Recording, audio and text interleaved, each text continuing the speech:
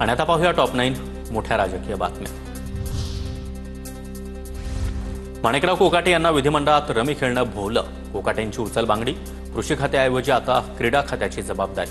विरोधकांच्या आग्रही मागणीनंतरही राजीनाम्याऐवजी फक्त खाते बदलाचा निर्णय। आता तरी दुसरा कोणताही बदल होईल अशी चर्चा नाही, मात्र यापुढे बेशिस्त वर्तणूक खपवून घेणार नाही, कारवाई होईल। मुख्यमंत्री फडणवीसांचा सर्वच नेत्यांना इशारा।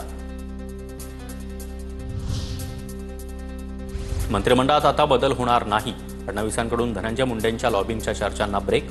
मंत्रिमंडळाची चर्चा मुंडेंच्या स्तरावर होत नाही, फडणवीसांचं वक्तव्य। संवेदनशील कृषी खातं आता अजित पवारांच्या विश्वासू माणसाकडे। दत्तात्रय भरणे यांच्याकडे आता कृषी खात्याची धुरा। शेतकऱ्यांना न्याय मिळवून देणार, भरणेंची प्रतिक्रिया। कृषी मंत्री पदाची ऑफर अजित पवारांनी सर्वात आधी मला दिली, मात्र कृषी मंत्री ग्रामीण असेल तर जास्त न्याय देईल अशी भूमिका मी घेतली।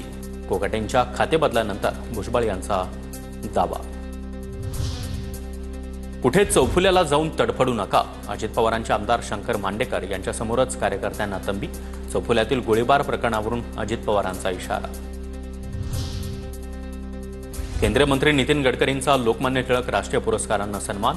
मुख्यमंत्री देवेंद्र फडणवीस, दोन्ही उपमुख्यमंत्री, मंत्री चंद्रकांत पाटील, सुशीलकुमार शिंदे यांची देखील उपस्थिती। चंद्रकांत पाटील, पुणेकरांना पुण्याचे वाटत नाहीत। मुख्यमंत्री सर्वत्र लक्ष घालता, इथे देखील लक्ष घाला, अजित पवारांचं मिश्किल वक्तव्य। तर अजितदादा चंद्रकांत पाटलांना पुन्हा कोल्हापुरात पाठवत आहेत का, एकनाथ शिंदेंची टोलेबाजी। मुख्यमंत्री देवेंद्र फडणवीस आणि अजित पवार यांच्यामध्ये मिश्किल टोलेबाजी। पुण्यामधील दुसरे दादा जे कधीही दादागिरी करत नाहीत असे चंद्रकांत दादा। फडणवीसांचं वक्तव्य। तर म्हणजे मी दादागिरी करतो का, अजित पवारांचा फडणवीसांना मिश्किल सवाल।